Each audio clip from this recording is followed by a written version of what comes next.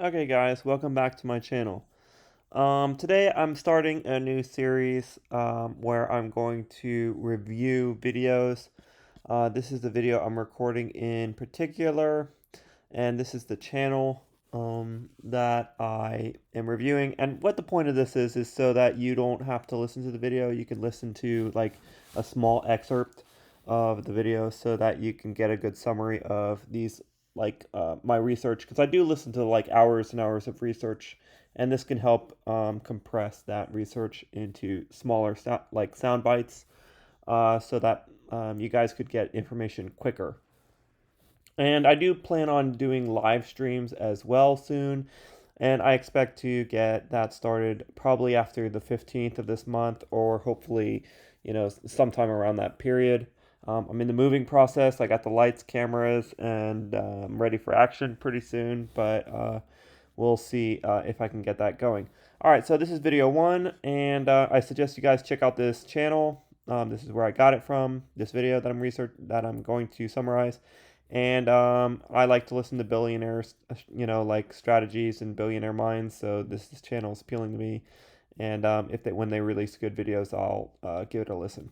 And the person that I'm reviewing today is Dan Held, and this video is basically my summary of the video is this guy seems to take on the position closer to a Bitcoin maximalist than I think is right or is justified in thinking.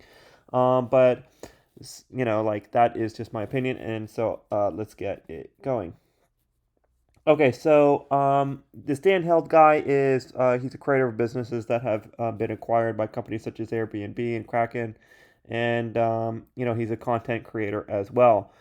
So one criticism I'm going to put out there right now is, okay, so he's a business creator, but is he a developer? Is he a blockchain developer? Does he know, like, one of the arguments he puts in this video is that he's already seeing the constraints of blockchain and there's no other use case for blockchain other than the Bitcoin. So I would think that blockchain developers would have better opinion on that than even business starters. Of course, business owners are, good people to, judge things, but, that's just my opinion.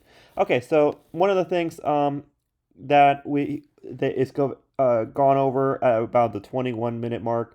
They're talking about, he says that there's not many other non-financial use cases of blockchain. He says like real-world assets on blockchain make no sense because the U.S. government enforces that. Like if you own a home, only something like a government will respect that transition from the home. If it was an NFT, let's say it was an NFT that represented a home, and some person was to hand it over to another person. He says you got to make a government agency or some kind of situation where that is respected. And I'm going to be honest. Hey, why can't that happen? Why can't the government work with blockchains in the future? That probably will happen. So I think that using blockchains for these use cases will be far more efficient than using databases where government is using a bureaucracy to manage those databases, which could be hacked. But he, also makes this case that it could be hacked as well. Like, so imagine someone hacking and stealing your home NFT.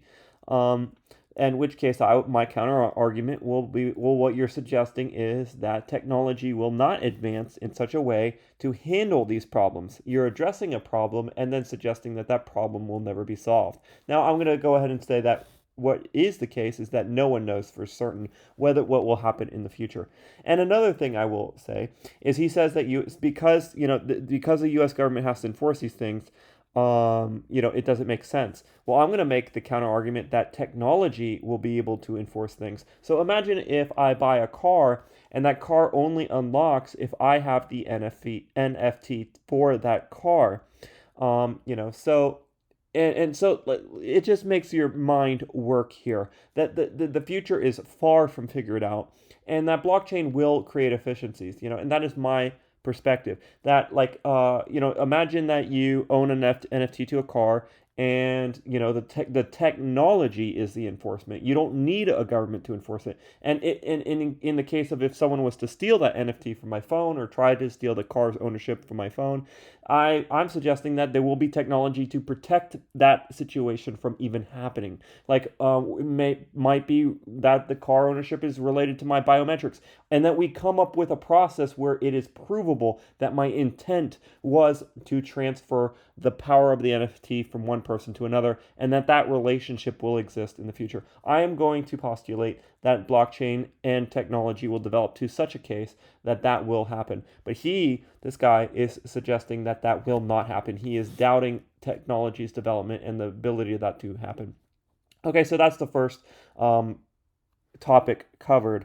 Okay, and so then later on in the video, they go over the topic of NFTs, and he says that there's people just want to flip these NFTs, these digital things, and artists are going to keep providing them, just like people provided useless crap tokens during the last ICO craze, where people were not delivering anything of value, but they would say, "Oh, I'm going to solve cancer, or I'm going to solve this X, Y, and Z," and they didn't really do anything. They were just putting it out there because people were willing to buy it.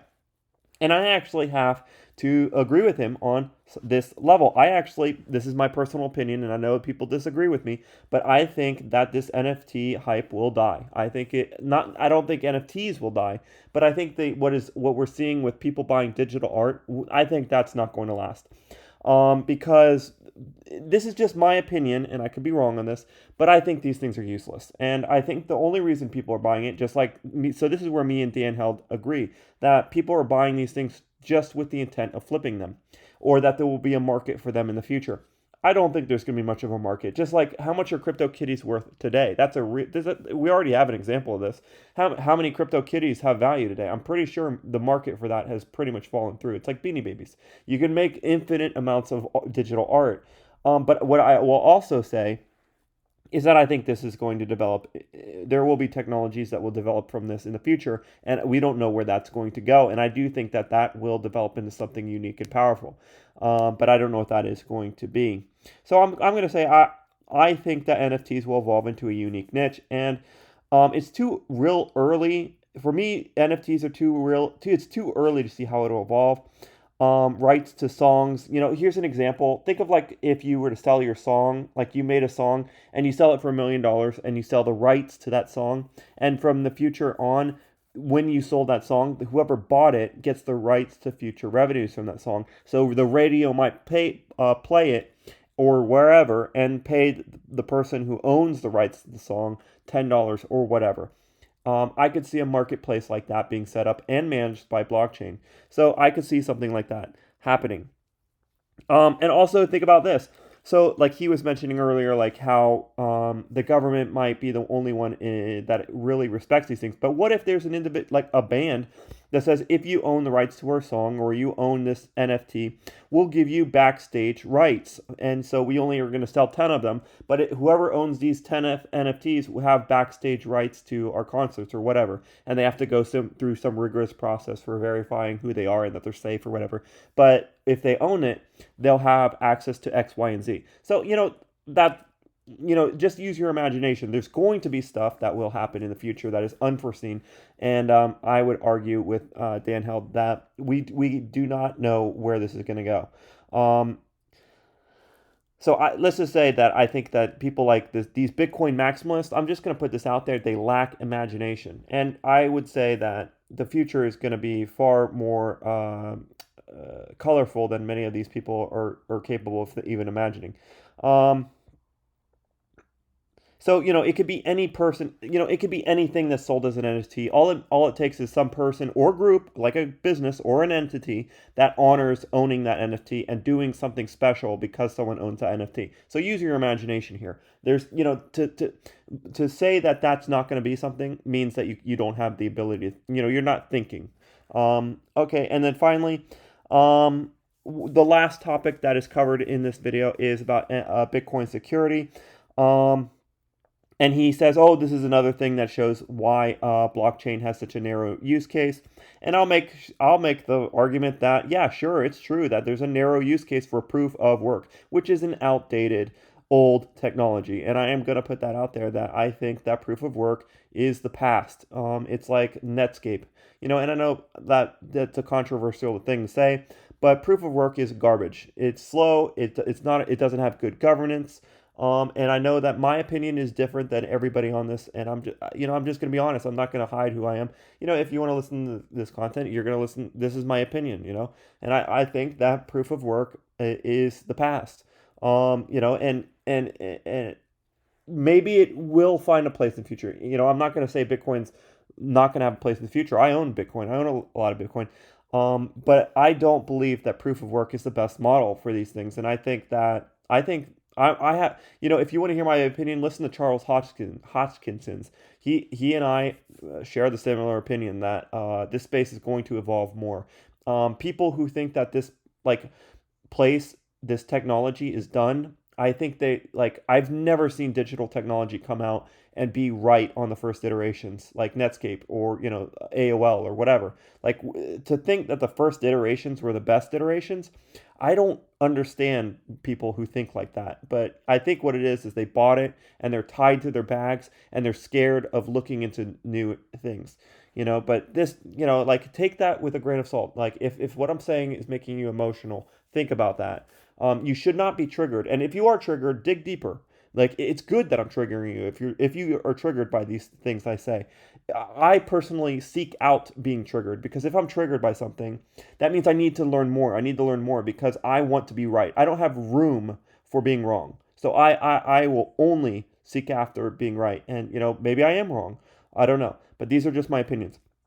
All right, and yeah, so he says, okay, so here's another thing. He says Bitcoin security is fine. You don't have to worry about okay, so here's, I'm going to summarize why I think that thinking that Bitcoin security is fine in the future is kind of an insane thinking, okay? Okay, so he's saying, here's what if you think that Bitcoin security is fine into the future, here's what you're saying. There's a transition. We all know that there's going to be a transition from Bitcoin inflation supporting the network to Bitcoin fees from transactions supporting the network. Okay, and what you're saying is, okay, so this transition from Bitcoin being supported from inflation to Bitcoin being supported by transactions, this shift will have no issues. Okay, that's what you're saying. Oh, Bitcoin security. That's what you're saying by Bitcoin security is fine into the future. You're saying this transition from inflation to transaction support is going to have no issues. Okay, or you're saying that if it does have issues, despite Bitcoin not having a governance model, it will be fine. So even though Bitcoin doesn't have any good way to deal with conflicts, it's going to be fine. Oh, it's totally fine. I've already seen this. I've been through this story. I've been in this space for a while. I've seen simple problems come up with the Bitcoin network and no agreement comes from it. The network splits and it splits and it splits into all these different communities of different people who have different philosophies about how to deal with problems. Because of this lack of governance on top of Bitcoin, anytime a problem comes up, Bitcoin has no way of dealing with it. It has no governance. Proof of work is a terrible governance model. Once again, all of this is my opinion. And one of my other friends said today, this is off topic from this video, but it's related, is what about quantum? Or if there is quantum technology that comes out, Bitcoin will have no way of dealing with that. It has no governance.